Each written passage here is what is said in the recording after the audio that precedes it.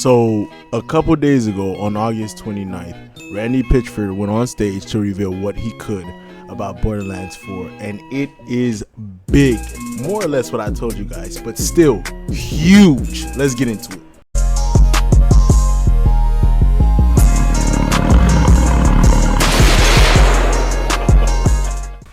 So let's start with one of the biggest reveals, which would be Ultimate Vault Hunter mode and exactly how that's going to be working. So the way Ultimate Vault Hunter mode is going to work in this game is going to be a lot like Warframe start chart, and you're going to hear me make a lot of comparisons with Warframe and Destiny because they're both looter shooters and it's a looter shooter genre. There's going to be another topic about gatekeeping pretty soon, but that's another video for another day. The game is going to be a lot like Warframe, where Warframe has your general star chart, which is like your campaign missions, and once you finish the entire star chart or you finish all of the missions, you get access to Steel Path missions. Now Steel Path missions are a lot harder, but the loot is generally better.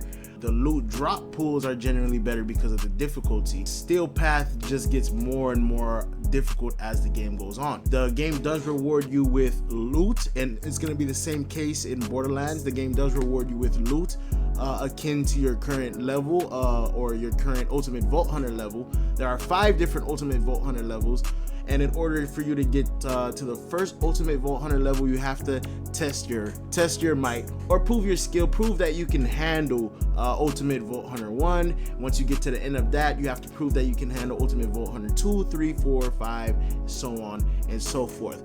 And that is the gameplay loop they're going for with Ultimate Vault Hunter mode. I think it's an absolute stellar gameplay loop for a looter shooter.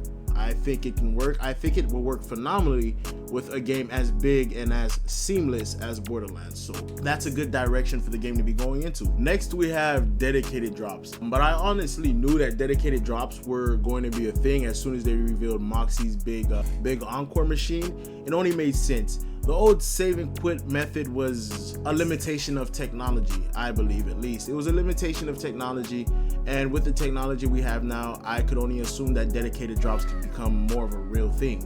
And I'm really glad for that. There's a lot of quality of life changes made to Borderlands 4, and I can't wait to get my hands on it. It feels like, or it sounds like, they've streamlined a lot of things in the game. A lot of things that used to be really difficult and tedious have been either completely removed, changed, or toned down by a drastic amount.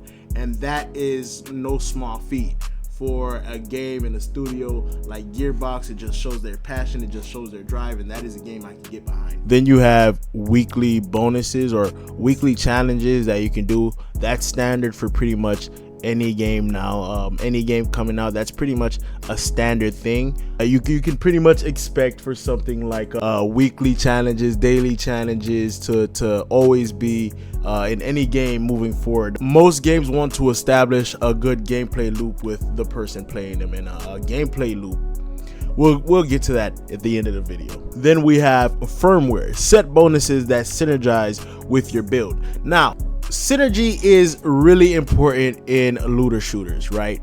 And that's why I say that Borderlands 4 is going the Warframe direction with how expansive and synergistic everything gets. Synergy is just the way that everything works with each other. The way that your class mods work with your abilities, the way that your guns work with your character, the way that your abilities work with everything else. It's the way that the mechanics in the game work with each other, right?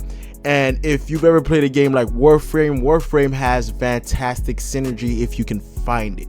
And even if you can't find it, you could still make so many things work if you even have a sliver of knowledge of what you're doing in Warframe.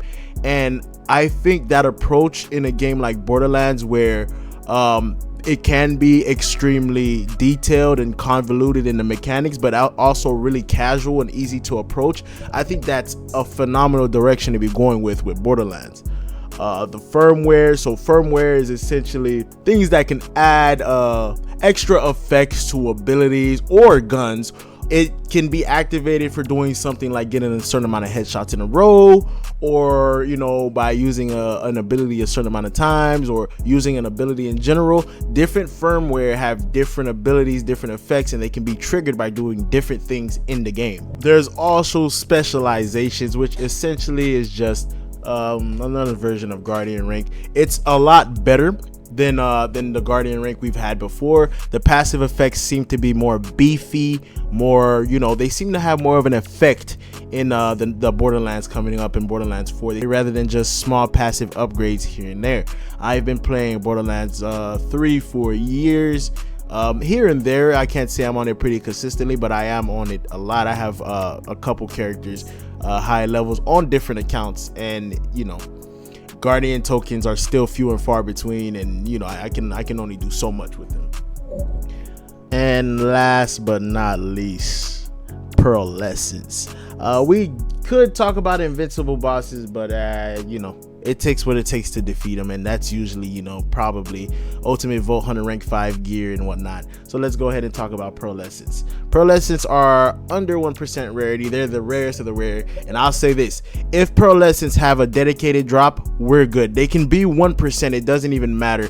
It can be a 1% drop rate, and there's still going to be a group or a community of people or niche of people on Borderlands that go after that 1% challenge, that's going to want that 1% rarity weapon. There's people who still go after some of the rarest weapons in Borderlands 1 that came out in the early 2010s.